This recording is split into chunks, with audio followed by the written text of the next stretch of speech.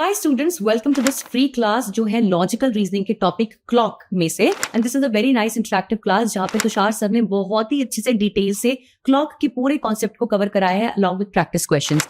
इस साल बच्चों एनालिटिकल रीजनिंग जो लॉजिकल का ही एक्चुअली पार्ट है उसमें हमें स्पेशल फोकस देना होगा, क्योंकि लास्ट ईयर आई होप तुम्हें पता होगा कि क्लैट ने इतने सारे क्वेश्चंस सीआर में जो अपना लॉजिकल वो बोलता था उसमें से एनालिटिकल रीजनिंग के क्वेश्चंस पूछ लिए हैं, जिनमें से क्लॉक भी एक इंपॉर्टेंट टॉपिक है बच्चों। ठीक है, इनफैक्ट ये टॉपिक तुम्हें एलिट के लिए और बाकी भी जो तुम्हारे लॉ एंट्रेंस एग्जाम्स है उसमें काफी हेल्प करेगा। सो इसको एंड तक देखना। अगर तुम्हें ये पीपीटी या पीडीएफ चाहिए तो मेरा व्हाट्सएप ग्रुप ज्वाइन कर लेना बच्चों। उस ग्रुप में वैसे बच्चों हम daily current affairs, monthly magazines, current affairs की मैगजीन्स, लीगल करंट अफेयर्स की मैगजीन्स, प्रैक्टिस पेपर्स, मॉक सब कुछ हम शेयर करते रहते हैं, तो तुम ज्वाइन कर सकते हो।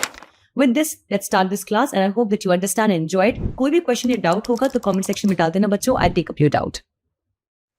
ओके, चलिए स्टार्ट करते हैं रीजनिंग।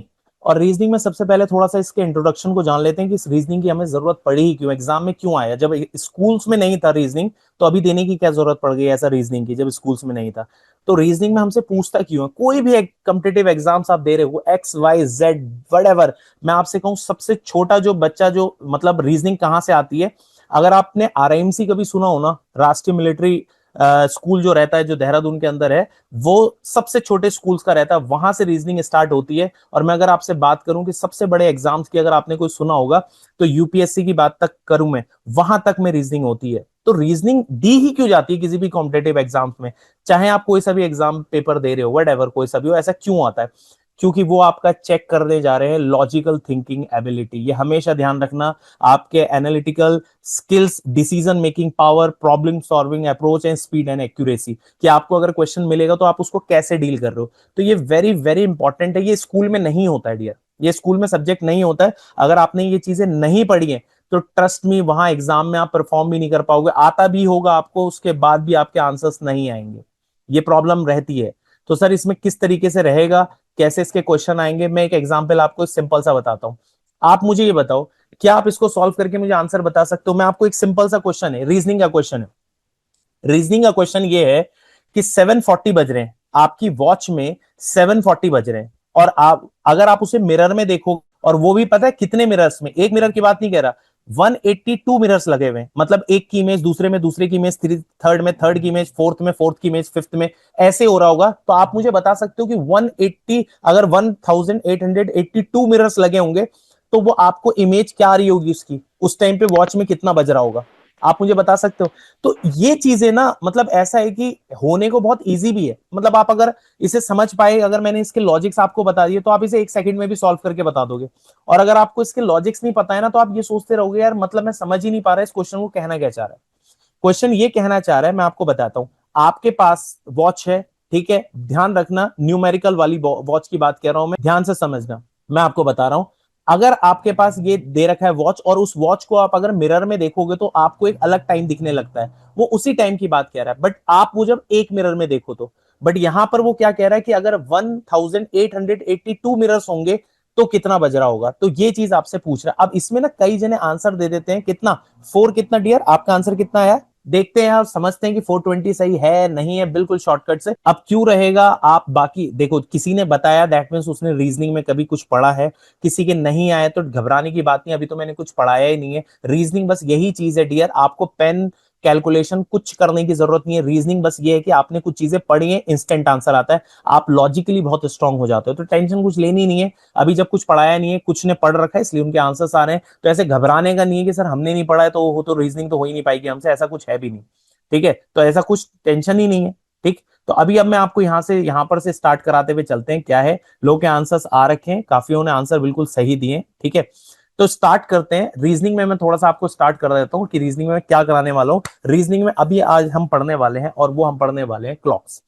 ठीक है, जनरली जब हम इन डेप्थ जाएंगे, क्योंकि आज तो खैर मैं आपको डेमो क्लास बता रहा हूं कि क्या है डेमो क्लास में। डेमो क्लास में हम कुछ टाइप्स को ही कवर अप कर पाएंगे, ऐसा नहीं है कि सारी टाइप्स कवर अप कर देंगे, बट कुछ ही टाइप हम कवर अप करेंगे इसमें, 2 to 3। बट जो रेगुलर क्लासेस होंगी आगे आने वाले, जब आप इनरोल्ड करा लेंगे उसमें रेगुलर क्लासेस रहेंगी, तो ये चीज का ध्यान रखना। इसमें फिर मैं सारी वेराइटीज आपको क्लॉक कर दूंगा, जितनी वेराइटीज क्लॉक में पूछी जाती है, जितनी टाइप, उससे बाहर एक भी आपका नहीं आ सकता टॉपिक, सब आपके नोट्स में से आएगा। बट बी एंश्योर कि आपके नोट्स होने चाहिए। ठीक है, अब यहां पर लेके चलते हैं क्लॉक को। ठीक, तो सबसे पहले समझ लेते हैं क्लॉक। क्लॉक के बारे में हम कुछ चीजें जानते हैं, बचपन से हमने चीजें क्लॉक के बारे में पता है सर। क्या 3 हैंड्स तो हमें पता ही है, कौन है वो 3 हैंड्स, कौन से रहते हैं, इसको देखते हुए चलते हैं। ठीक है, अब वो 3 हैंड्स कौन से हैं मैं आपको थोड़ा सा बताता हूँ। अब मैं शॉर्टकट भी बताने वाला हूँ, इसलिए थोड़ा से ना नोट कॉपी अपने साथ रखिएगा। ऐसे बस सुनने की कहानी नहीं है कि आराम से हम बैठे हुए हैं सुन रहे हैं।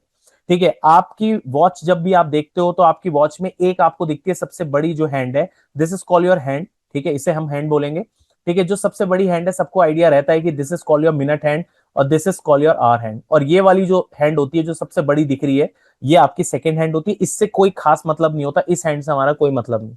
सर इस पे कोई क्वेश्चन बनता है क्या हैंड पे? नहीं, हैंड पर कोई क्वेश्चन, सेकंड हैंड वाले पे कोई क्वेश्चन नहीं बनता, ये ध्यान रखना।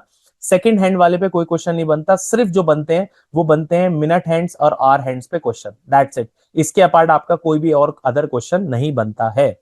ठीक है, अब सर इस क्वेश्चन में है क्या मतलब बाकी मिनट हैंड में, इनका इंपॉर्टेंट होता है इनके रोटेशन पर। एक ही क्वेश्चन इन पर ज्यादातर बनता है रोटेशन पर, क्योंकि ये घूमेंगी।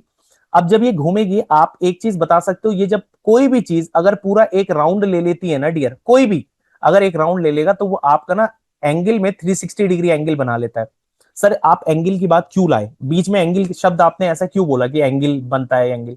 क्योंकि डियर क्लॉक चैप्टर के अंदर सबसे ज्यादा इंपॉर्टेंट, वेरी इंपॉर्टेंट टॉपिक है फाइंड एंगल। ये एक ऐसा मतलब है क्वेश्चन कि कहीं अगर क्लॉक आया है तो फाइंड एंगल जरूर पूछता है कि फाइंड एंगल। तो ये एंगल के ऊपर क्वेश्चन आपका डेफिनेटली बनेगा ही बनेगा। तो जब बात एंगल की चली ही है तो फिर मैं आपको उसी एंगल के ऊपर लेके चलता हूं कि जब भी कोई चीज एक सर्किल बनाती है, जब भी आप कोई चीज एक सर्किल में मूव कर लेते हो तो आप डियर 360 डिग्री पूरा रोटेट कर जाते हो। आप अगर कहीं पे ट्रैक में रनिंग करते हो, आप क्या नाम है कोई भी आप सर्किल में दौड़ रहे हो, तो आपने अगर एक पूरा सर्किल ले लिया ना तो आपने 160 डिग्री, वो सॉरी 360 डिग्री मूव कर लिया। तो सर ये तो दोनों ही 360 डिग्री मूव करती है, मतलब मिनट हैंड भी आर हैंड, हमने कहा बिल्कुल करती है। अगर मैं आपसे बात करूं तो एक जो मिनट हैंड है, एक जो मिनट हैंड है, आप ये बता सकते हो कि एक मिनट हैंड जो है पूरा कंप्लीट कितने टाइम लेती होगी? तो ये पूरा एक जो है 1 आवर में 360 डिग्री रोटेट करता है। तो सबसे पहले अगर देखा जाए तो मिनट हैंड, इसे हम मिनट हैंड कहते हैं, सबसे बड़ी सुई को मिनट हैंड बोलते हैं। और ये वाली चीज का रोटेशन अगर आप देखो तो ये कितने टाइम में वापस 12 पर आ जाएगी? आप खुद सोचो कि ये कितने टाइम में वापस 12 पर आ जाएगी। तो आपको ये लगता है ना कि 5 मिनट 5 मिनट 5 मिनट, यानी ये पूरा का पूरा 60 मिनट के अंदर आपका 360 डिग्री रोटेट कर लेती है। तो आपने एक चीज ऑब्जर्व याद रखना कि 1 मिनट में कितना डिग्री करेगी? 6 डिग्री। ये आपका ध्यान रखना है, ये सॉरी 60 से इसको हम कर देंगे तो ये आपका कितना रहेगा? 60। ये एक ध्यान रखना है आपने कि 1 घंटे में ये आपका पूरा 360 रहेगा। 1 घंटा मीन्स 60 मिनट्स, और ये 1 मिनट के अंदर ये आपका 6 डिग्री रोटेट कर जाएगी यहां पर से। इस चीज का ध्यान रखना आप, ठीक है? ये 1 मिनट के अंदर की बात कह रहा हूं मैं, 1 मिनट में। तो इसका मतलब ये है, 1 मिनट का मतलब ये है कि जब ये सुई ठीक यहां पर पहुंचेगी ये चीज, तो ये चीज आपका 6 डिग्री का रहता है, ये ध्यान रखना 6 डिग्री।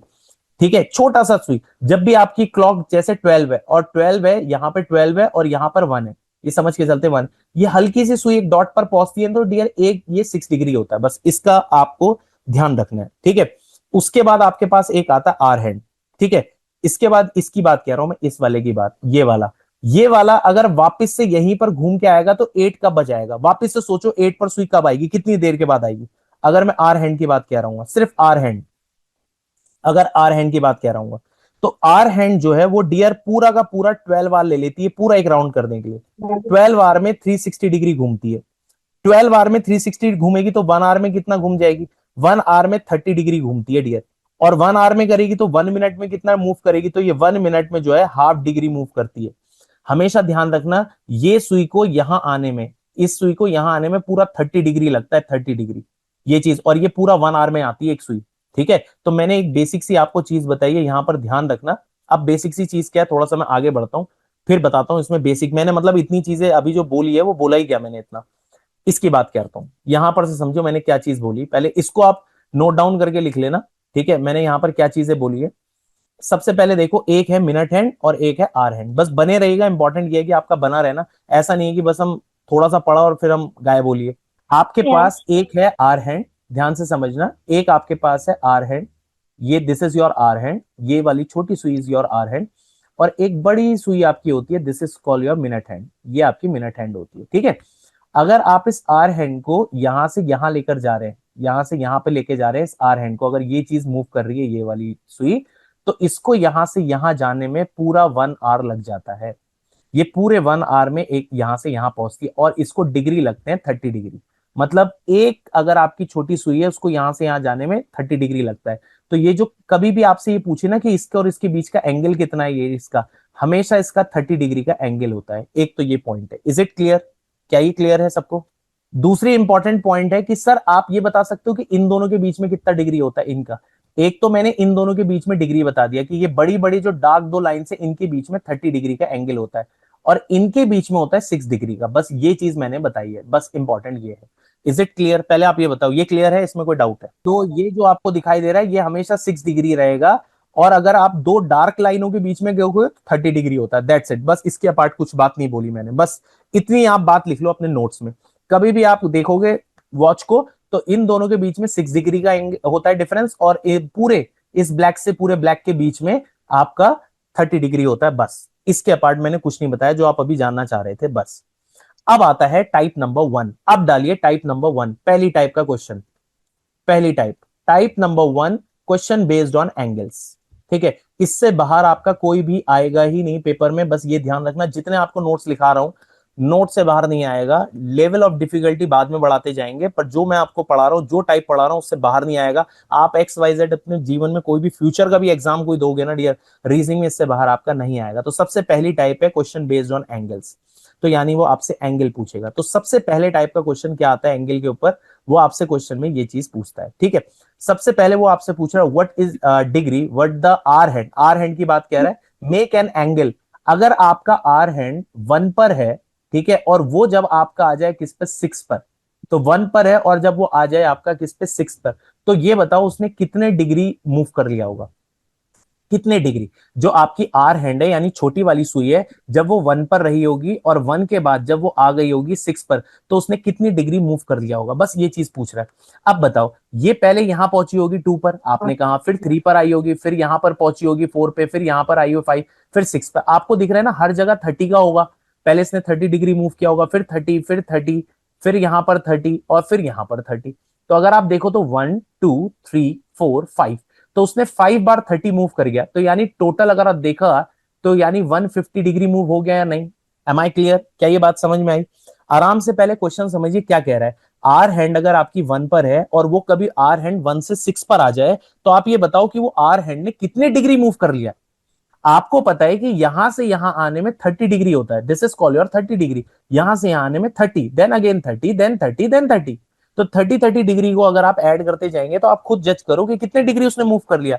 क्या उसने 150 डिग्री कर लिया या नहीं, ये बताइए, यस और नो। मैं आपको डायरेक्ट शॉर्टकट बताऊं, इतनी आप लेकर बिल्कुल मत बैठना कि आप घर पे जाकर बैठकर और मैं सर इसे तो मैं अपने वॉच में देखूंगा और आराम से बता दूंगा। कोई जरूरत नहीं है। सिर्फ आप सीधा देखो कि ये जो आपको टाइम दिया, ये दोनों टाइम दिया, इन दोनों का डिफरेंस करो। जो भी इस तरीके का कभी क्वेश्चन आए, डिफरेंस और multiplied by always 30 degree, that's it, you will get the answer. आगे कोई पेन चलाने की जरूरत ही नहीं है। आपसे कभी पूछेगा कि 1 से लेके 6 पर चली गई है आर हैंड, और आप मुझे बता दो कि कितना डिग्री मूव कर दिया, 1 और 6 का डिफरेंस कर दो बस आप डियर। कुछ नहीं करना है, 1 और 6 का डिफरेंस, दैट्स इट। 1 6 का डिफरेंस कितना होता है, 5। 5 मल्टीप्लाइड बाय 30, कितना आ गया आंसर, बताइए कितना आ गया, 150। 150 इज योर आंसर और आपका नंबर तैयार है। अब आप बताओ जरा जल्दी से, जल्दी से बताओ कितना आएगा, ये बताओ। 150। 10 है और 5 है, 10 है और 5 है, बताइए कितना आ रहा है। पहले आपके पास 10 था, ध्यान से समझना। आपके पास पहले 10 पर थी आर हैंड, आपके पास 10 पर थी, और आर हैंड आपकी 10 से कहां पहुंच गई, 5 पर। तो आपसे क्वेश्चन में ये पूछ रहा है कि ये बताइए कितना उसने मूव कर लिया है। तो यहां से आप काउंट करो, देखो चेक करिए जरा क्या आ रखा है म्यूट करके। ठीक है, आपको यहां पर दे रखा है 10 से कहां पर आ रहा है, 5 पर। जब ये वॉच पे 5 पर आ गया हो तो कितने डिग्री उसने मूव कर लिया है। तो यहां पर से देखो कितना हो गया, यहां पर से एक यहां से डिफरेंस करा, यहां से डिफरेंस करा, तो ये 30 डिग्री यहां पर मूव, 30 डिग्री यहां पर, 30 डिग्री यहां पर, 30 डिग्री आपने यहां पर, 30 यहां पर, 30 यहां पर एंड 30 यहां पे, कितने 30s हो गए। तो आपका अगर 7 हो गए हैं तो दैट मीन 7 इंटू आपने कितना कर दिया, 30। सर अभी तो आपने ये चीज बोला था कि डिफरेंस से कर दो, हमने तो क्या करा, हमने तो डिफरेंस करके रख दिया। आप एक चीज का ऑब्जर्व करो कि 5 और इसके बीच में डिफरेंस आपने कैलकुलेट करना है डियर।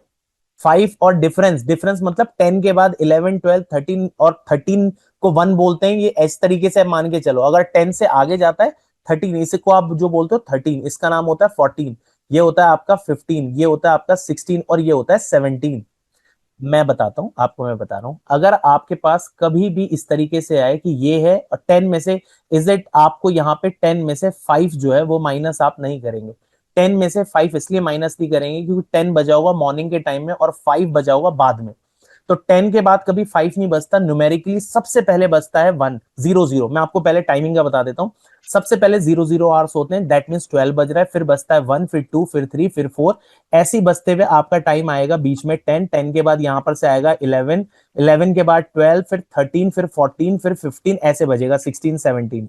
आई होप आपको समझ में आ रहा होगा। अब 10 के बाद आता है डियर 5, तो ये जो 5 आपसे बोल रहा है that means this is 17 hours, ये 17 है। तो 10 और 17 के बीच में गैप 7 का है, ये चीज हमेशा ध्यान। अभी भी आप माइनस कर, इंटरनेशनल भी नहीं, आप लॉजिकली सोचो 10 के बाद जब 5 बज रहा होगा तो दैट मीन सुबह वाले 10 के बाद शाम वाला 5 हो रहा होगा ना। शाम वाले 5 को आई थिंक हम 17 बोलते हैं। तो ये हमेशा ये चीज का ध्यान रखना आप। अगर यहां पर ये चीज आपसे बोलता 1 to 5, अगर आप बोल रहा होता 1 से लेके 5, तो बिल्कुल ठीक है, 1 के बाद ही 5 आता है, तो 1 के बाद 5 आने में जो गैप है वो 4 का बैठेगा, बिल्कुल इसमें कोई प्रॉब्लम नहीं है। बट आप सोचो 10 के बाद 5 थोड़ी ना आता है, 10 के बाद 5 नहीं आता है डियर, 10 के बाद 17 आता है। आई होप आपको समझ में आ रहा होगा। दूसरी इंपॉर्टेंट एक नोट आप लिख लो, कभी भी आपके पास ऐसा टाइम है कि इंटरनेशनल टाइम आप समझ रहे हैं, तो कभी भी आपको ऐसा फील हो रहा है कि ये 5 आपको दिखाई दे रहा है, सीधा सा है 12 ऐड कर दो बस उस नंबर पे। 12 ऐड ऑटोमेटिकली इंटरनेशनल टाइम निकल आता है।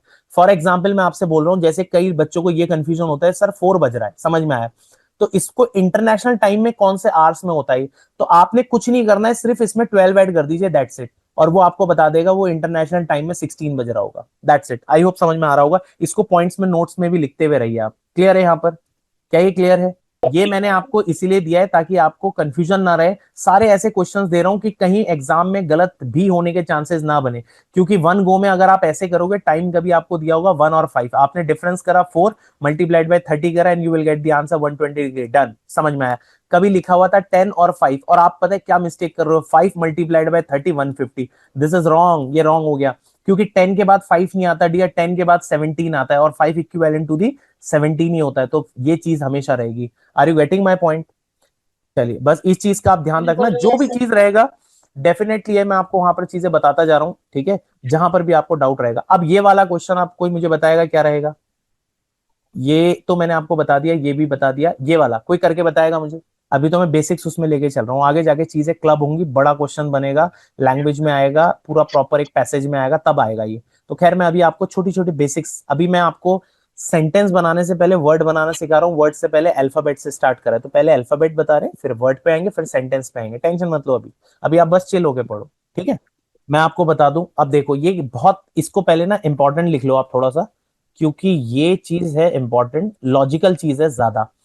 ये रॉन्ग आंसर है, ठीक है, ये रॉन्ग आंसर है। मैंने आपसे कहा था ना कि वो लॉजिक की बात कर रहा है। आप पहले इस चीज को समझो कि क्या हुआ, आंसर आपके पास है 5.5। अब मैंने आपको एक चीज बताता हूं, यहां पर समझिए क्या चीज रहा क्या नहीं रहा।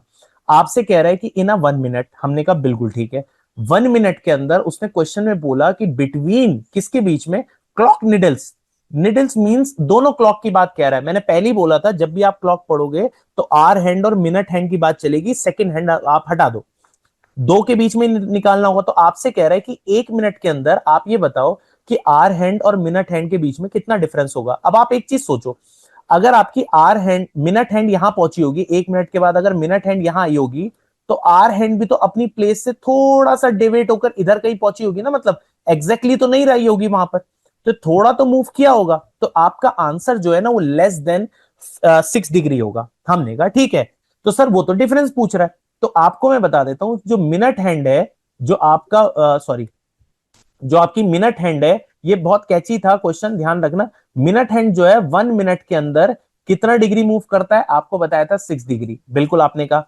और आपसे कह रहा था कि आर हैंड, अगर आप आर हैंड की बात करें ना, तो डियर आर हैंड जो है 1 मिनट के अंदर हाफ डिग्री रोटेट करता है, हाफ, हाफ डिग्री। तो आपसे यही तो कह रहा है कि बिटवीन देम, इन दोनों के बीच में कितना डिफरेंस होगा। तो अगर आप 6 डिग्री और हाफ डिग्री के बीच में गैप देखेंगे, तो आपके पास आई थिंक 5.5 डिग्री का डिफरेंस होगा या नहीं होगा। बहुत लॉजिकल क्वेश्चन है, बहुत छोटा सा क्वेश्चन है, लॉजिकल क्वेश्चन है डियर। ये चीज हम ना स्किप कर जाते हैं एग्जाम में, हमें एक ही चीज समझ में आती है कि हम यहाँ पर एक ही सुई चल रही होगी, भाई दूसरी भी तो चलेगी, थोड़ा तो वो भी किसकी होगी, लॉजिकली सोचो जरा। अगर आपका 1 मिनट हुआ है, आप ये समझो 1 मिनट के अंदर ना सारी जितनी 3 निडल्स हैं सब चलती हैं। सेकंड वाली भी चली होगी बिल्कुल, मिनट हैंड भी चली होगी, आर हैंड भी तो कुछ चली होगी ना डियर। मैंने लिखाया था अभी आपको, आर हैंड जो है 1 मिनट में हाफ डिग्री मूव करती है, हाफ डिग्री। तो ये हाफ डिग्री चली होगी 1 मिनट में, ये 6 डिग्री चली होगी 1 मिनट में, इन दोनों के बीच में एंगल पूछ रहा है तो 5.5 डिग्री। तो ये आपका आंसर है। Are you getting my point? बताइए, समझ में आया? तो इसीलिए गलत हो जाता है ये क्वेश्चन, इसको इंपॉर्टेंट मार्क कर दिए, जो आपसे गलत होगा दैट इज इंपॉर्टेंट। ठीक है, ये चीज का ध्यान रखना। ठीक, चलिए नेक्स्ट पे चलते हैं, नेक्स्ट देखते हैं। ये रहा आपके पास, a clock is showing time 8, ठीक है, what will be the time after an early needle turn 180? जब वही चीज 180 हो गई तो कितना टाइम हो रहा होगा, बताइए। मैं आपको थोड़ा सा आइडिया देता हूँ, रुक जाइए आराम से, जल्दबाजी मत करिए। कुछ जने ट्राई कर रहे हैं, कुछ को समझ में नहीं आया चल क्या रहा है। हम कर रहे हैं क्वेश्चन बेस्ड ऑन एंगल्स, सारे एंगल्स के जो क्वेश्चन आते हैं मैं आपको बता रहा हूं। अभी मैंने उस एंगल्स में सिर्फ एक बेसिक वाला बताया कि एंगल कितना है, अभी उसके अंदर कह रहा है ये वाला एक क्वेश्चन आपका बनता है कि आपकी जो वो है आर हैंड है वो यहां पर है। हमने कहा बिल्कुल ठीक है, वो अभी आर है बता रहा हूं अभी। उसके बाद उसने कहा कि अगर 180 डिग्री मूव कर जाएगी तो वो कहां पर आ जाएगी। 180 डिग्री का मतलब क्या होता है कि वो ठीक अपने अपोजिट आ जाना। 180 डिग्री का मतलब होता है डियर, कभी भी निडल का मतलब अपोजिट आ जाना, बिल्कुल अपोजिट, अपोजिट डायरेक्शन है। अपोजिट का मतलब है कि वो यहां आ जाएगी, एग्जैक्टली वो निडल यहां होगी। तो अगर वो निडल आर हैंड वाली अगर 8 पर है तो उस टाइम पे 8 बज रहा होगा, ठीक है। तो अगर वो अपोजिट 180 डिग्री का मतलब होता है डियर, ये चीज 180 डिग्री का मतलब होता है अपोजिट। हमेशा ध्यान रखना कि वो निडल जो है ठीक अपने अपोजिट चलेगी, और अपोजिट चलेगी तो दैट मींस वो निडल्स टाइम किस चीज को, टाइम को रिप्रेजेंट कर रही होगी। आराम से समझिए क्वेश्चन। कई जने जो है यहाँ पर मिस्टेक कर जाते हैं, वो आपसे ये कह रहा है, बट मैं आपको यहाँ पर एक तरीका और बताता हूँ। Are you getting my point? समझ में आया क्या हुआ? तो अगर कोई चीज ये है और वो कह रहा है 180 डिग्री मूव करो, तो वो चीज यहां से यहां पहुंच जाएगी, तो बिल्कुल अपने अपोजिट आ जाएगी। अपोजिट का मतलब ये चीज यहां आ गई है, तो दैट मीन्स अभी वो निडल 8 पे थी और अब वो जो निडल है वो 2 पर आ जाएगी, तो वो 2 बज रहा होगा, दैट मीन्स ये। क्योंकि उस टाइम पर घड़ी में 8 था, उसने मिनट हैंड के लिए नहीं कहा कि मिनट हैंड, सिर्फ उसने आर हैंड को ही कहा कि आर हैंड अगर अपने 180 डिग्री रोटेट कर गई तो। I hope are you getting my point, कि बिल्कुल सब समझ में आ रहा होगा। यस, जल्दी से बताइए। मैं आपको एक तरीका और बता देता हूं कि कल के दिन जरूरी तो नहीं हर बार आप अपोजिट बता पाओ। 180 एक ऐसा नंबर था जिसमें आप डायरेक्ट अपोजिट बता सकते हो। सर अगर इन फ्यूचर ऐसा हो सकता है एग्जाम में क्वेश्चन आ जाए कि 180 ना हो कोई और आ जाए, बिल्कुल हो सकता है। तो मैं आपको यहां पर बताऊंगा कि अगर आपके पास कोई भी है, कितना भी टाइम आपके पास बच रहा है और वो आपसे कोई भी डिग्री कह रहा है, यहां पर कितने भी डिग्री का हो, एक्स डिग्री कुछ भी दे रखा है, और अब आपसे पूछ रहा है टाइम कितना आएगा, तो ये हमेशा ध्यान रखना कोई सा भी डिग्री हो उसको आप डिवाइड कर दो 30 से। क्यों सर? 30 का मतलब है वो सीधा सीधा सा देखो क्या होगा कि 30 से ही क्यों डिवाइड करा, क्योंकि इनके बीच में ना 30 डिग्री का गैप होता है। तो ऐसे कितने 30 डिग्री ये मूव करके आ जाएगा इधर, तो वो जो 30 डिग्री से आप जैसे ही डिवाइड करोगे इस टाइम को, तो ऑटोमेटिकली वो आपको दे देगा कितने टाइम के बाद वो यहां पर ऐड हो जाएगा, उतने आवर्स ऐड हो जाएंगे। मैं आपको बताता हूं मैंने क्या बोला। जैसे 8 बज रहा था, आपने कहा ठीक है, 180 डिग्री था, हमने कहा बिल्कुल ठीक है, डिवाइडेड बाय कर दिया 30 से, कितने 30 निकले होंगे यहां से, तो हमने कहा 6। तो 6 का मतलब है कि एक यहां पर से बड़ा होगा, 1 2 3 4 5 6, तो यानी 6 आवर्स हो गए नहीं हो गए, क्योंकि आर हैंड की बात चल रही है। तो ये पहले यहां आया होगा 1 2 3 4 5 6, तो 6 आवर्स हो गए। तो सीधा सीधा ये 6 आवर्स को रिप्रेजेंट करता है, और सीधा आपने 8 में 6 आवर्स ऐड करा and you will get 2, that's it, answer आ गया। Are you getting my point? समझ में आया नहीं आया? नहीं आया तो डियर वो एंगल वाला देख लो, आपको हर एंगल में 30 डिग्री बनाकर देख लो। आया तो डायरेक्ट देख लो। अगर मैं एग्जाम में होता, मैंने इसकी प्रैक्टिस की होती, तो मैं इस एंगल को देखता, सीधा 30 से डिवाइड करता और इसमें ऐड कर देता, दैट्स इट। 6 ऐड कर दिया एंड 2 आ गया मेरा आंसर। ये वाला आप बता दो, चलो ये वाला आप बता दो। अब डायरेक्ट आंसर आप बता सकते हो, बिल्कुल बता सकते हो। मैं आपसे कह रहा हूं कि कुछ टाइम के बाद ना आप रीजनिंग में वैसे ही आंसर दे दोगे विजुअलाइज करके, जब तक दूसरा बंदा लिखेगा, लगाएगा, एंगल लगाएगा, वो बेचारा एक के बेसिक्स ऐसे है ना कि वो ऐसे करने की एग्जाम में कोशिश करता है। 1 है 30 डिग्री, 60 डिग्री, 90 डिग्री, ऐसा लेते हुए चलता हुआ जा रहा है बेचारा। बट हम जो है हम ऐसे नहीं करेंगे यार, ये चीजें करनी है तो ये तो सारे ही करेंगे। फिर आपने कोचिंग लेने का फायदा क्या, मतलब आप एक अलग से स्पेशल गाइडेंस लेते हैं, उसका फायदा क्या है? ये नहीं है कि अभी मैंने आपको जस्ट बताया था कि कितना भी टाइम आपका बच रहा है, आपने कुछ नहीं करना है, आपको जितना भी डिग्री का दे रखा है आप डिवाइडेड बाय 30 कर दो, दैट्स इट। बस इतनी सी बात सिंपल सी बोली थी। 30 से करा, आपके पास आया 4.5। आप अपना बस इस टाइम में 4.5 आवर्स बढ़ा दो, सीधा सा है। तो आपके पास ये कितना आ गया 5.5। 5.5 आवर्स को क्या बोलते हो आप 530, दैट्स इट, सॉल्व हो गया। यानी उस टाइम पे 530 हो रहा था। Are you getting my point? क्या ये बात समझ में आई? इस वाले को आप बताओ जरा, ये वाला तो आई थिंक, हाँ ये वाला, बट ये अभी आप नहीं बता पाओगे, इसको लेंदी मेथड से बताओगे, तो इसके लिए मैं आपको एक शॉर्टकट दे रहा हूं, ध्यान रखना। इसको आप लिख लो, शॉर्टकट है इसका। ये तरीका पहले मैं आपको बता दूं, जैसे 130 हो रहा है, पहले तो आप लोग जो थोड़ा सा वॉच को लेकर ऑब्जर्व करते हो वो भी गलत है। आप एक चीज को समझना, 130 अगर हो रहा है तो angle between them clock needle, तो एंगल कितना हो रहा होगा 130 में? कोई आंसर बताएगा 130 में कितना होगा एंगल? अगर 130 हो रहा होगा तो 130 का मतलब है आप इस, बिल्कुल, एक यहां पर होगा, कितना आएगा मैं आपको बताता हूं, शॉर्टकट बता रहा हूं, लिख लीजिएगा। दो मेथड बता रहा हूं उसको करने के, अभी तो खैर दो क्या तीन बता देता हूं, चलो आपको तीन मेथड आपको मैं बताता हूं, इसमें है क्या एक एक करके समझाता हूं आपको। अभी अगली बार में ना आप इसका आंसर बहुत तेज दे रहे होगे। पहले तो स्टूडेंट बनाता है ये क्लॉक, फिर उसके बाद देखता है इनके बीच में एंगल कितना है। वो यहां पर देखता है, एक ये दिख रहा है, एक यहां पर एंगल है, एक यहां पर एंगल है, और एक यहां पर और एक यहां पर, इनके बीच में यहां उसे दिखा 30 डिग्री, अभी बताया था कि इससे इसके बीच में 30 डिग्री होता है। एक यहां से यहां 30 होता है, एक यहां से यहां 30 होता है, एक इधर से इधर 30 होता है, और एक इधर से इधर 30 होता है, ये बोलता है। तो 1 2 3 4 5, तो उसको ये दिखता है कि 30 जो है 5 टाइम्स है, तो 30 इंटू 5 करता है, और बोलता है यहां पर से 150, जो कि इस ऑप्शन में ही कहीं नहीं है। फिर वो अपना माथा पकड़ लेता है कि यार हुआ क्या मेरे साथ, मैंने तो सही पढ़ा था, ऐसा क्या हो गया मेरे साथ। मैं आपको इसका एक रीजन बताता हूं। एक का आंसर तो जिनके आंसर सारे हैं उनके ठीक आ रहे हैं। क्या गलती कर दी हमने, ऐसा क्या गलती करी? गलती डियर हमने ये करी, जब हमारी घड़ी में 1 बज रहा था तो ऐसी थी सुई, ये ऐसी थी, ये ऐसी थी। हमने कहा ठीक है ऐसे बजता है एक, एक 1 o'clock। आपने कहा हाँ। अब मुझे एक बात बताओ, ये वाली क्लॉक, ये वाली निडिल पूरी यहां से यहां पहुंच गई है, और ये अभी भी अपनी जगह खड़ी है भाई। ये वाली अभी भी वहीं पर है, 1 पर है। हाउ इज इट पॉसिबल कि ये 12 से 6 पर आ गई और ये अपनी जगह ही है? Is it possible? ये हो सकता है? मतलब आपने वॉच में ऐसा देखा कि ये ऐसे वॉच बन रहा है, ये 1 बज रहा है, और अब ये वाली जो निडिल है ये नीचे आ गई है, ये अपनी जगह से टच से मस नहीं हुई। How is it possible? तो प्रॉब्लम हमारे साथ ये है कि डियर ये भी कहीं यहां आ गई होगी, यहां कहीं बीच में।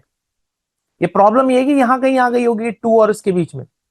तो बस यही दिक्कत है, हम यहां पर ये गड़बड़ कर जाते हैं, क्योंकि ये भी यहां आ गई होगी आर हैंड, और मिनट हैंड यहां पर पहुंच गई होगी, तब आपसे इसके बीच में एंगल पूछ रहा है।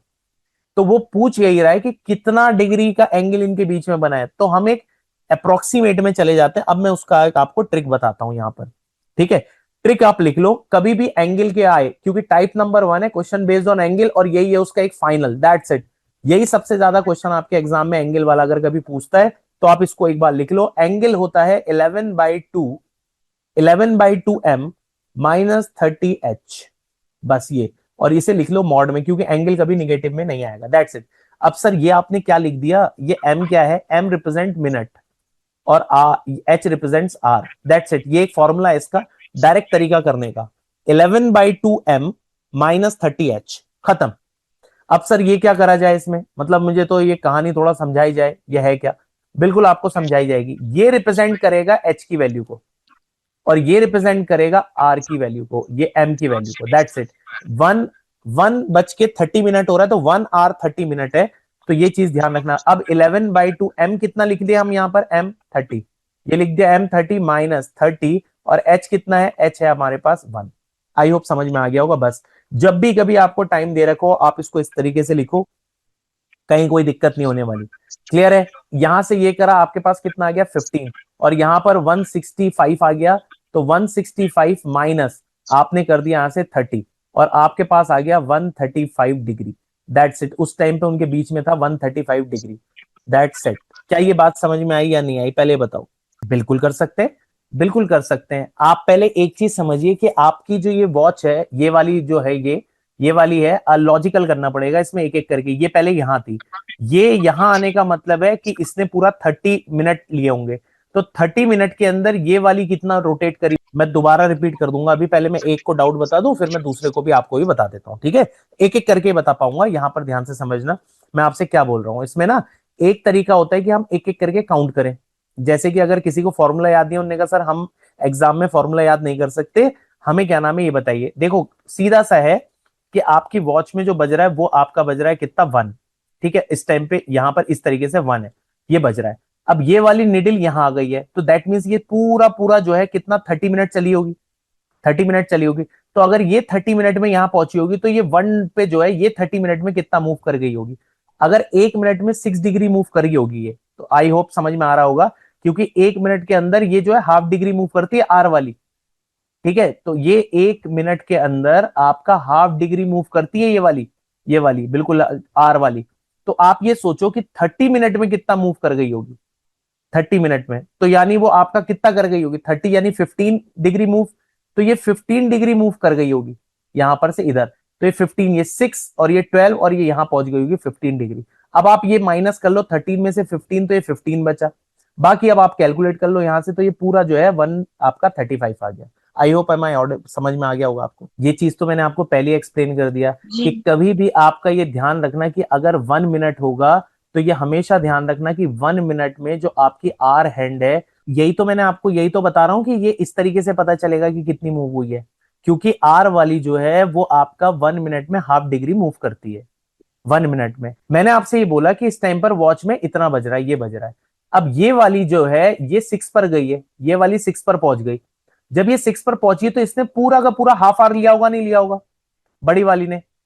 तो हमें ये पता चल गया कि ये जो है जो आपकी मिनट हैंड है ये पूरा हाफ आवर घूमी है, हाफ आवर चल चुकी है, यानी ये 30 मिनट मूव कर गई है। तो 30 मिनट ये भी तो चली होगी ना, इसके लिए भी 30 मिनट है, तो ये 30 मिनट में कितना चल गई होगी। तो ये 1 मिनट में अगर हाफ आवर चलती है तो ये 30 मिनट में चल गई होगी कितना, 15 डिग्री। तो ये 15 डिग्री इधर मूव कर गई होगी, बस ये इधर 15 डिग्री। आई होप क्लियर होगा। अब जब 15 डिग्री मूव हो गई है तो सीधा कुछ नहीं है, पूरा आपने क्या करना है, 15 डिग्री यहां से यहां तो हमें 30 पता ही था, इधर से इधर का 15 बचा है, 30 और ये 30, दैट्स इट, आंसर आ गया 135। ये चीज तो मैंने ये निकालना पहले ही बता दिया था स्टार्टिंग में क्लास के कि आप इस तरीके से करें, आप एक एक करके करें। फिर मैंने आपको यहाँ पर एक ट्रिक लिखी कि आप इतनी चीजों में ना उलझो, क्योंकि जिसमें दूसरा बच्चा उलझेगा आप भी उसी में उलझ रहे हो, तो फिर फायदा क्या पड़ेगा। तब मैंने आपको यहाँ पे ट्रिक लिखा था कि कल के दिन अगर आपको एंगल लिखना है तो सीधा सीधा सा एक ट्रिक है, क्योंकि इसमें इतने क्वेश्चन आप कर लोगे तो ये आपको हमेशा याद रहेगा कि आपने 11 के बाद यहाँ पर एम लिखना है और माइनस यहाँ 30 लिखना है, दैट्स इट। अब आपका कैसा भी एंगल आ जाए आपने इसमें वैल्यू पुट करनी है, ये डेटा रिप्रेजेंट करेगा आपको एच का। मैं भी आपको और एक चीज बता रहा हूं कि कभी आपके ऑप्शंस मैच नहीं करेंगे, टेंशन मत लो, अभी सारे ला रहा हूं एग्जांपल, बस आप आराम से जो चीज चल रही है प्रेजेंट में आप उसमें समझो। ठीक है, बस आप मुझे एक चीज बताओ, एंगल की जब बात आती है ना तो एंगल आर ऑफ 2 टाइप, ये भी ध्यान रखना। एक होता है इंटीरियर एंगल, एक होता है आईए इंटीरियर एंगल, और एक होता है एक्सटीरियर एंगल। सर ये कौन से एंगल होते हैं एक्सटीरियर एंगल, जिनकी मैथ्स थी उनके लिए तो ठीक है, जिनकी नहीं थी वो सुन लीजिए। ये हमारा सर्किल बना, ये हमारा एंगल बना, जो छोटा एंगल होता है this is called interior angle, ये हमारा इंटीरियर एंगल है। और ये जो बचा हुआ एंगल होता है ये this is called your exterior angle. तो कभी कभार क्या हुआ है, अगर आपके आंसर 180 डिग्री से लेस आ रहा है, हमेशा ध्यान रखना, अगर 180 डिग्री से लेस आ रहा है तो हमेशा ध्यान रखना कि इंटीरियर एंगल ही पूछ रहा होता है वो बाय डिफॉल्ट। और अगर कभी आंसर आपका आया है और वो ऑप्शन में नहीं दिख रहा है, मेरी बात ध्यान से सुनना, तो यानी वो ऑटोमेटिकली एक्सटीरियर एंगल पूछ रहा है। तो सर कैसे निकालते हैं एक्सटीरियर एंगल, कुछ मत करना, 180 में से माइनस कर देना interior angle, that's it, automatically आ जाए। सॉरी 180 कह रहा हूं, 360 में से माइनस कर देना, क्योंकि टोटल एंगल 360 होता है। ठीक है, पूरा ये एंगल 360 होता है। कल के दिन अगर आपको ये पता चला कि ये मेरा 60 डिग्री आ रहा है, आपने कहा ठीक है, तो पूछेगा ये वाला एंगल बताओ कितना है। तो ये एंगल कैसे निकालोगे, कभी भी आपके पास आता है टोटल एंगल जो होता है वो 360 डिग्री का होता है, इंटीरियर एंगल और एक्सटीरियर एंगल मिला के टोटल 360 होते हैं। तो अगर ये आपने इंटीरियर एंगल निकाला, ये एंगल आपका इंटीरियर अगर दे रहा है, तो एक्सटीरियर कभी पूछ रहा हो और वो आपको ऑप्शन में ना मिले तो 360 से माइनस कर लेना, वो भी आंसर आ जाता है। ठीक है, इस चीज को थोड़ा सा ध्यान रखना। अभी मैं इसको एक क्वेश्चन के थ्रू भी आपको समझाता हूं, जैसे ये क्वेश्चन आपको दिखाई दे रहा है। अब आप मुझे बताओ इसको कैसे हम सॉल्व करेंगे, इस वाले पॉइंट को कैसे सॉल्व करेंगे, क्या इसका आंसर आएगा, इसको देखते हैं। आप बताओ क्या है, ये मेरी एच की वैल्यू है और ये मेरी मिनट की वैल्यू है, और फॉर्मूला आपके पास है 11/2, और यहां पर आपको ये लिखा है एम माइनस ये 30 ये लिखा हुआ है। एच एम की वैल्यू कितनी है आपको दिख रही है 34, एच की वैल्यू कितनी दिख रही है 1, तो हम काम कर सकते हैं, बिल्कुल कर सकते हैं। बताइए आंसर कितना आएगा आपके पास। तो ये 3 7, और ये हमेशा ध्यान रखना एंगल जो है वो हमेशा मॉड में रहेगा, क्योंकि एंगल कभी निगेटिव नहीं आएगा। तो अगर कभी निगेटिव आ भी रहा है तो उसको पॉजिटिव में आप ले सकते हो। कितना आंसर आ रहा है जल्दी से बताइए। 74 को डिवाइड बाई 2 कर दीजिए और -30 कर दीजिए and you will get the answer 157। That's it, ये कहानी आपकी बन जाएगी। ठीक है, बेसिक सा है। अब तो फॉर्मूले वालों को फॉर्मूला भी आ गया होगा। ठीक है, अब आप ये बताइए, ये लिखा हुआ है 430, अब लिखा है 430। अब आप इस पर थोड़ा सा ध्यान देना। 430, ये स्टूडेंट इस पर ध्यान नहीं देता, फिर गलती क्या होती है, यहां पर देखता है, उसको ये लगता है कि this is my H, this is my M. वो यहां पर क्या करने लगता है, एंगल का फॉर्मूला लगाने पड़ता है। एंगल का फॉर्मूला अगेन 11/2 आपके पास है एम माइनस, और यहां पर से 30 क्या आ जाएगा, एच। तो जरा बता दीजिए कितना आप इस फॉर्मूले से निकाल के सकते हैं यहां पर। और ये आ गया 30H। अब स्टूडेंट यहां पर 1/2 एम, एम लिखता है कितना है 30। ठीक है, और यहाँ पर 30, और यह कितना आ गया, एच कितना है 4। ये करने लगता है।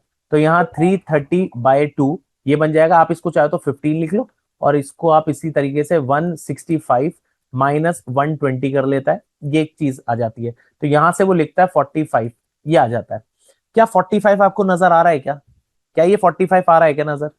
बताइए, आ रहा है 45? नहीं, ये तो सर हमारा एंगल ही नहीं आ रहा है। नहीं आ रहा है क्योंकि वो एक्सटीरियर एंगल पूछा, और जब भी एक्सटीरियर पूछता है तो जो भी आपका आउटकम आता है हमेशा ध्यान रखना कैसे आएगा, 360 में से हमेशा माइनस कर दो आपका। इसका मतलब ये है कि आपने जो एंगल निकाला है ना वो डियर ये वाला निकाला है, और ये आया 45, और वो आपसे पूछ रहा है ये वाला एंगल, ये वाला एंगल हमेशा कैसे आएगा, 360 में से माइनस कर देना आप 45 and you will get the answer. कितना आ गया, 31। हाँ, option D is your good. ठीक है, ये वाला देखिए। अब देखिए क्या है, आप लोग जो मुझसे डाउट्स पूछ रहे हो ना, देखो मैंने आपके लिए ऑलरेडी ऐसे क्वेश्चंस बना रखे हैं कि आपके डाउट से भी बियॉन्ड जा रखी हो कहानी। अब आप बताओ कि सर सेकंड्स भी आ गया, मैं कैसे निकालेंगे, इसमें तो सेकंड्स का कहीं है ही नहीं। तो ये चीजें भी हैं। देखो मैंने ऑटोमेटिकली, अगर मैं आपको ऐसी चीजें खुद ही मैं कह रहा हूं ना, आपके लेवल से बियॉन्ड चली जाएगी कहानी। आपको डाउट ही नहीं पूछना। आपने डाउट जो पूछ रहे हो, मैंने तो आपका 210 तो छोड़ो, ये टाइम सारा छोड़ो कि क्या निगेटिव हो रहा है क्या नहीं, मैं तो कह रहा हूं सेकंड्स भी दे दिया उसने टाइम में। अब आप बताओ, सेकंड्स भी दे दिया तो कैसे सॉल्व करें। तो सबसे बेस्ट वे क्या है इसका सॉल्व करने का, मैं आपको बताता हूं। अपने नोट्स बस प्रिपेयर रखिए, ये चीज का ध्यान रखना।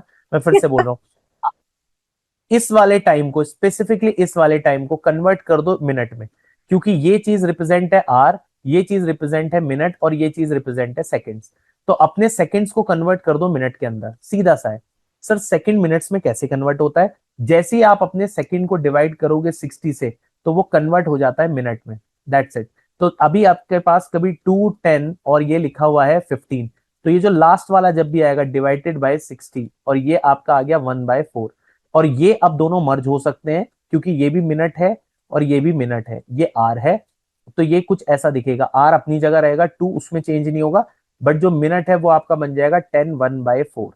और इसको आप लिख सकते हो 2R, और ये 41/44। Is it clear? क्या ये बात समझ में आई या नहीं आई, पहले ये बताइए आप। Is it clear? अब Yes, सर sir. फॉर्मूला लगाइए, अब लगाइए फॉर्मूला। सर फॉर्मूला हम फिर भूल गए, अरे कोई बात नहीं, इतनी बार फॉर्मूला आ जाएगा कि आप कितनी बार जो भूलोगे। तो यहां पर आपके पास 11/m आपके पास आ जाएगा, -30 यहां पर h आ जाएगा। That's it. ये चीज रिप्रेजेंट कर रहा है h को, ये चीज रिप्रेजेंट कर रहा है m को। पुट यहां पे कर लीजिए। तो यहां पर आपके पास 11 इंटू आपके पास 41/4, और ये 2 आ गया, माइनस यहाँ पे 30, और ये h कितना है 2। बस इतनी सी कहानी आपने लेके चलनी है, और फिर में आप सॉल्व हो जाएगा, इसमें कोई दिक्कत नहीं है। 451/8 माइनस 4 से इधर करेंगे तो ये आपके पास कितना आ जाएगा 60, और 4 से कर देंगे तो 480। तो ये प्रॉपर हमने ले लिया। अब ये सॉल्व करेंगे इसमें, दैट्स इट। अब कई जने कहेंगे सर माइनस आ रहा है, आने दो माइनस, माइनस से कोई फर्क नहीं पड़ता। 29/8 इसको आप सॉल्व कर लो, क्योंकि ये तो मॉड में रहता है। मॉड का मतलब होता है निगेटिव में कभी आंसर ही नहीं आएगा, इसको अलग से लिखते रहना। आपके पास आंसर कितना आ गया, 3 point something 62 degree something answer आ जाएगा। तो दैट मीन्स जब ये बज रहा होगा तो ये आपके पास 3.62 degree is your answer. I hope समझ में आ गया होगा। क्लियर है ये? जल्दी से बताओ यस नो। इस क्वेश्चन को आप लोग करो, इसको आप करो और मुझे बताओ कि इसका आंसर क्या आएगा। ये रहा नेक्स्ट। इस टाइम पे हो रहा है घड़ी में 4:20 30 ये आपके पास है आर, ये आपके पास है मिनट, और ये है सेकंड्स। आप मुझे बताओ एंगल कितना होगा इस टाइम पे। वॉच जो है आर हैंड और मिनट हैंड के बीच में एंगल कितना होगा, फाइंड देम। देखो मैं फिर से बताता हूं, मैंने अभी तक ये पूरे उसमें सब में सिर्फ एक चीज चल रहा है, हम अभी तक एक ही टाइप के क्वेश्चन कर रहे हैं और वो हम कर रहे हैं एंगल निकालने के क्वेश्चन को। एंगल निकालने का एक ही फॉर्मूला है और वो आपके पास है एंगल मतलब थीटा। थीटा निकालने का एक ही फॉर्मूला है 11/2, यहां पर रखना है m माइनस 30h, इसमें पुट करना है और एंगल आ जाएगा। सर ये m और h कहां से आएंगे? m और h यहां से आएंगे, ये रहा h और ये रहा m, ये वाली वैल्यूज पुट करनी है। बट सर इस क्वेश्चन में s भी है, इस s का क्या करें? आपको ये बचपन से पता है, अगर कोई भी चीज सेकंड में लिखी है और आप चाहते हैं उसको कि मिनट में कन्वर्ट हो जाए, क्योंकि मुझे ये नहीं चाहिए, मेरे फॉर्मूले में सेकंड है ही नहीं, तो मैं इसको कन्वर्ट कर दूंगा मिनट में। सर सेकंड को मिनट में कैसे कन्वर्ट करते हैं? डिवाइडेड बाय 60 करते हैं। जैसे ही आप सेकंड को डिवाइड बाय 60 करोगे वो मिनट बन जाता है। तो जैसे ही मेरे पास 30 आया, मैंने इस 30 को डिवाइडेड बाय 60 करा तो ये बन गया 1/2। क्लियर है? अब ये मेरे लिए जो टाइम है ना, ये 4:20, ये आपका हाफ बन चुका है। क्यों? ये भी मिनट है, ये भी मिनट है और ये आर बन चुका है। जब दोनों सेम है तो ये दियर ऐड हो जाते हैं, तो ये आपको दिखेंगे 21/2 और ये अभी भी 4 ही रहेगा आर, और 20 इंटू 2 40, 41/2 ये बन गया और ये बना 4, ये बनकर आ गया। दिस इज माई एच और ये है एम, दैट्स इट। अब इन वैल्यूज को यहां पुट करना है and you will get the answer. क्या ये बात अभी भी समझ में नहीं आई? क्या ये बात समझ में नहीं आई तो बताइए भाई अक्षय। हर बंदा इंपॉर्टेंट है, ठीक है। हो सकता है किसी को कहीं पे दिक्कत हो, पूछ ना रहो, पूछ लो डियर, कोई बात नहीं। 40/2 यहां पुट करना है माइनस 30 बाय, और m आपको h रखना है तो h आपके पास 4 है, बस इसको सॉल्व करना है। इसका जो आंसर आएगा वो आपका सॉल्व हो गया, ठीक है। दैट्स इट, बस इतना ही आपने यहां पर करना है। क्या ये बात आपको समझ में आई? तो इसका आंसर आ जाएगा 7.25 डिग्री। कैलकुलेट थोड़ा सही कर लेना, आंसर कभी निगेटिव में नहीं होता, इस चीज को थोड़ा सा ध्यान रखना, ये चीज को। अब आगे बढ़ते हैं, आई होप सबको आ गया होगा अब तो समझ में, बहुत आराम से सिस्टमेटिक वे में तब से समझाते हुए चल रहे हैं, और हमने तब से करी भी तो एक ही टाइप है, एंगल। अब आते हैं टाइप नंबर 2 पे, ठीक है। Type 2 very very important, type 2 लिख लीजिए। टाइप 2 हमने एंगल के ऊपर कहानी लेके चल ली है सारी। अब आते हैं टाइप 2 पे। टाइप 2, टाइप 2 क्या है? इसमें ना सिर्फ दो ही क्वेश्चन आएंगे, दो ही टाइप के क्वेश्चन आएंगे। तो सबसे पहले समझिए टाइप 2 का हमें कैसे एग्जाम में पता चलता है कि सर टाइप 2 आ चुकी है, तो उसको करने का तरीका क्या है, ये चीज समझिए। टाइप 2 का या तो आपको एंगल 0 लिखा हुआ मिलेगा, ठीक है, या कोइंसिडेंट लिखा हुआ मिलेगा, कोइंसाइड्स, और या ओवरलैप वर्ड लिखा हुआ मिलेगा। अगर ये तीन वर्ड लिखे हुए मिल गए, कोई सा भी एक मिला हुआ मिलेगा तीन में से, कोइंसाइड, ओवरलैप और 0 डिग्री एंगल, दैट्स इट, तो समझ जाना आपकी टाइप 2 लग गई है। 0 डिग्री। सर ओवरलैप का मतलब होता है जब एक सुई और दूसरी सुई दोनों एक दूसरे के ओवरलैप है, तो ये है। तो आपसे क्वेश्चन के अंदर यहां पर ये चीजें पूछता है, बट इससे पहले मैं आपको इसके बेसिक्स बता देता हूं। जब भी स्टोरी इसकी चलती है, यहां ध्यान से सुनना, अब आप लिखना स्टार्ट कर दो अपना, क्योंकि मैं यहां पर फिर से आपको चीज बता रहा हूं। कभी 0 डिग्री एंगल पूछ दे, कोइंसाइड पूछ दे, या ओवरलैप पूछ दे, जब भी ये पूछेगा तो हमेशा ध्यान रखना कि ये 1 आर में, ऐसा 1 आर का मतलब है, पहले मैं आपको बता दूं कैसी होती है वो, जब ये एक दूसरे के ऊपर ये ओवरलैप्ड वाली सुई होती है, जब बिल्कुल एक से एक के ऊपर ऐसा होता है, दोनों सुई एक के ऊपर एक होती है, तब बनता है 0 डिग्री एंगल। तो आप ये हमेशा ध्यान रखना कि 1 आर में ये एक बार बनता है, ऐसा 1 टाइम्स होता है। अब ये लिखना, ये इंपॉर्टेंट है कि 1 आर में 1 टाइम कोइंसिडेंस बनती है, 0 डिग्री एंगल बनता है। ये 1 आर में एक ना एक बार तो सुई जरूर बनाएगी 1 आर में। तो कोई मुझे ये बताएगा यहां पर कि 12 आवर्स में कितनी बार बनेगा? 12 आवर्स में, 12 आवर्स में कब बनेगा, कितने टाइम बनेगा, बस मैं ये पूछ, ये इंपॉर्टेंट है, यहां पर ध्यान थोड़ा सा रखना, समझने वाली इंपॉर्टेंट बात है। आप जब ना ये चीज चेक करोगे कि ओवरलैप करेगा, तो हर 1 घंटे में एक टाइम ऐसा जरूर आएगा कि सुई ना एक दूसरे के ऊपर ओवरलैप हो रही होंगी। तो 12 आवर्स में कितने टाइम्स होता है? 11 टाइम्स होता है। मैं आपको यहां पर बता देता हूं, 11 टाइम्स होता है, बट ये हमेशा ध्यान रखना बिटवीन बिटवीन 11 टू 12, 11 टू 12 यहां पर ओवरलैप नहीं होता है। 11 से 12 के बीच में कभी भी सुई आपस में ओवरलैप नहीं होती है, 0 डिग्री बनता ही नहीं है। 11 आर से 12 आर के बीच में कभी भी ओवरलैप नहीं होता है। एक्चुअली में क्या है कि आपका टाइम यही 12 से स्टार्ट होता है, आपने कहा बिल्कुल ठीक है। अब होता क्या है कि जब आपके पास ये वॉच आगे बढ़ती जाएगी तो दोनों मूव करेंगी। अब आप एक लॉजिकली सोचो, मैं यहां पर एक बना रहा हूं, आप ये सोच के बैठे हो कि यहां पर ओवरलैप होने का टाइम यही होगा कि ये दोनों यहीं पर ओवरलैप हो, ऐसा हो। अब आप ये सोचो, ये वाला जो टाइम है, इस टाइम को कहेंगे ओवरलैप का मतलब है 11:55 का टाइम ये है। अब अगर आपके पास एनालॉग वॉच है तो 11:55 पे अपनी जरा सुई को घुमाकर देखिए, दोनों सुई ये वाला जो है ये गलत है। क्यों नहीं है? क्योंकि आफ्टर 5 मिनट के बाद नॉट पॉसिबल कि ये आर वाली यहां आ जाए तुरंत 5 मिनट पे और दोनों ये भी 5 पे पहुंच जाए, क्योंकि एग्जैक्टली 12 पे ओवरलैप होता है। 12 पे दोनों सुई ओवरलैप होती है, तो ये बहुत क्लोजली होती है। 11:55 का मतलब है वॉच ऐसे नहीं होती। 11:55 का मतलब है कि एक जो आर वाली वॉच है वो यहां कहीं होगी बिल्कुल, और ये वाली वॉच ऐसे होगी, ये वाली वॉच ऐसे। 11:55 ये होता है। तो ये जब ओवरलैप करते हैं तो ये वॉच इधर पहुंची और ये भी इधर पहुंच गई, और ये दोनों 12 पे ओवरलैप होता है सीधा। 11 से 12 के बीच में आपस में सुइयां कभी मिलती ही नहीं है, उनके जो मिलती हैं वो सीधा 12 पे ही मिलती हैं। तो स्टार्ट 12 से ही होता है, तो 12 पे एक बार, 1 के बीच में एक बार। और इसमें दूसरा क्वेश्चन यही पूछता है कि वो पर्टिकुलर टाइम क्या है जब मिलेगा, तो वो भी मैं एग्जैक्टली अभी आपको बताऊंगा कि उसको कैसे निकालते हैं।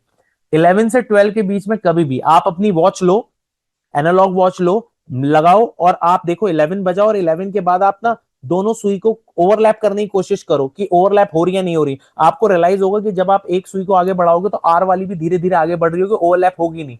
कहां ओवरलैप होगी? सीधा 12 के ऊपर, सीधा 12 पे। तो उस टाइम पे तो 12 बज रहा होगा ना, 11 से 12 के बीच में तो कभी बनता ही नहीं, ओवरलैप ही नहीं होता है। Are you getting my point? समझ में आ रहा है? यही चीज रीजनिंग की है थोड़ी इंपॉर्टेंट। अब आप एक चीज समझो, कोई भी टाइम हो, कभी भी पूछ रहा हूं कि 7 से 11 के बीच में कितनी बार हो रहा है, बस ये ध्यान रखना है कि इसमें चेक ये कर लेना कि उस टाइम के बीच में 11 से 12 तो नहीं आ रहा है। नहीं आ रहा है, अगर नहीं आ रहा है तो सीधा सीधा जितने आवर्स हैं उतने ही टाइम्स ये कोइंसिडेंस मिलेंगे, सीधा सा है। तो 7 से 11 के बीच में 1, 2, 3, 4, 4 टाइम्स मिलेंगी, दैट्स इट। जितने इनके बीच में डिफरेंस है उतने ही टाइम्स मिलेंगी, डिफरेंस चेक कर लीजिए, उतने ही टाइम्स मिलेंगी, दैट्स इट। बस ये ध्यान रखना है, आपका 11 से 12 के बीच का आर नहीं आना चाहिए। क्योंकि अगर 11 से, जैसे मैं आपसे बोलूं एक टाइम है कि 10 से लेकर 2 के बीच में कितनी बार वॉच ओवरलैप होगी, ओवरलैप 10 से 2 के बीच में, कोई आंसर देगा?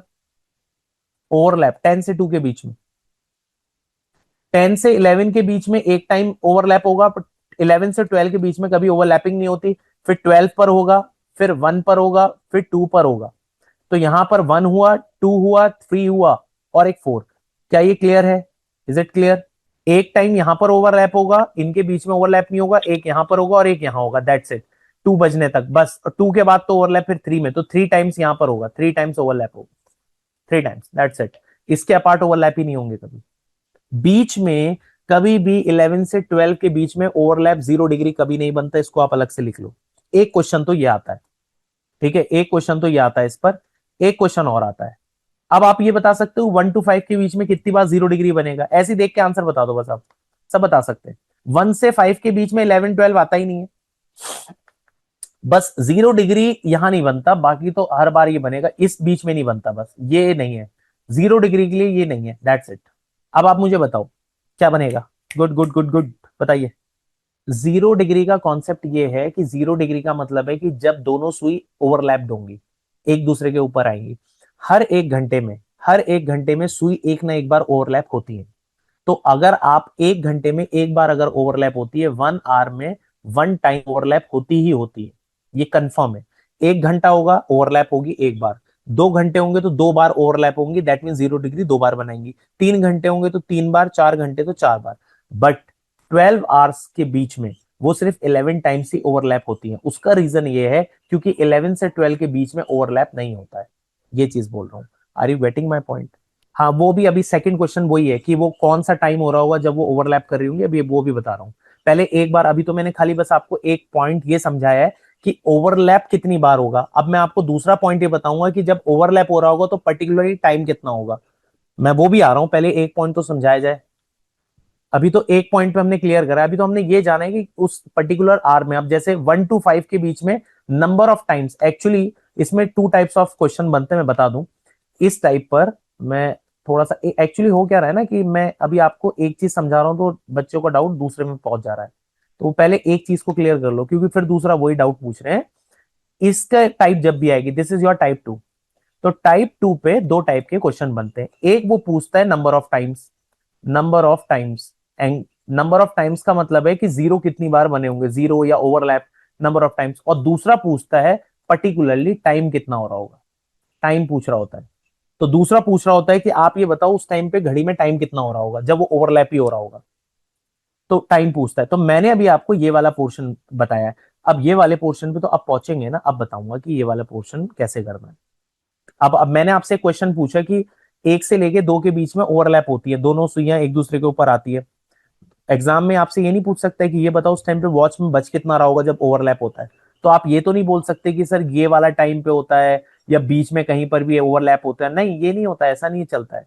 एग्जैक्टली टाइम पूछ रहा होगा कितने मिनट कितना सेकंड। तो उस पर भी आते हैं, पहले एक टाइप तो करें। तो ये तो हो गया ये वाला। अब बताइए जरा, देखो आप इसी की डाउट की बात कह रहे थे। क्वेश्चन पता है क्या कह रहा है? कह रहा है ये बताइए 3 से 4 के बीच में 0 डिग्री बनता है।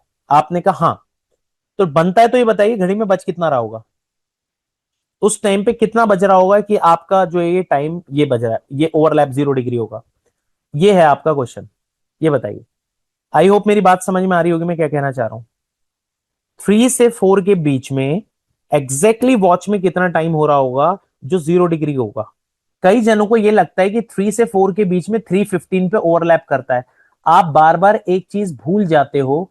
ये जो आपकी वॉच है, मतलब आप ये समझ के चलिए कि 3 बज रहा है, यहाँ 3 है यहाँ 12 है, आप इसे 3 कहते हो, बिल्कुल आपने कहा हाँ सर इसे 3 कहते हैं। आप मुझे बताओ यार, ये वाली यहां पर आ जाएगा, ये चीज यहां आ जाएगी, तो ये वाली अपनी जगह से बिल्कुल नहीं हिलेगी क्या? 3:15 पे हाउ इज इट पॉसिबल कि 0 डिग्री हो जाए? मतलब आपने क्या करा कि इस वाली वॉच से तो कहा जा तू इधर पहुंच जा, 3 पे पहुंच जा, वो पहुंच गई। और ये वाली जो आर हैंड है वो भी तो कुछ ना कुछ नीचे मूव कर जाएगी ना तब तक। ऐसे कैसे पॉसिबल है कि वो 3:15 आंसर होगा? तो ये जनरली आपके ऑप्शंस में 3:15 होगा। तो अब मैं आपको इसका एक तरीका बताता हूं, ठीक है? इसका एक तरीका तो ये है कि आप क्या काम करो कि 3 से 4 के बीच में उसने पूछा है कि कितना होगा, तो इस 0 डिग्री के अंदर का सीधा सा एक फंडा है। अगर आपको 0 डिग्री का निकालना है तो वो आपके पास है कितना, ये एक फॉर्मूला है 60/11 का, multiplied by time. Sir time क्या है ये? दैट्स इट, आंसर आ गया, सॉल्व हो गया। सर ये टाइम क्या है पहले ये समझाओ।